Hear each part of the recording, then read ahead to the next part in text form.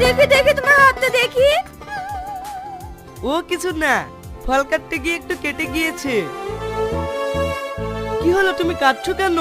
তোমার এতখানি হাত কেটে গেছে আমাকে বলনি? তুমি জানো না তোমার কিছু হলে আমি থাকতে পারিনি। আরে জানি গো জানি, সামান্য কেটে গিয়েছে বলেই বলিনি।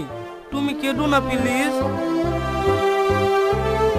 স্যার, আপনার বিল।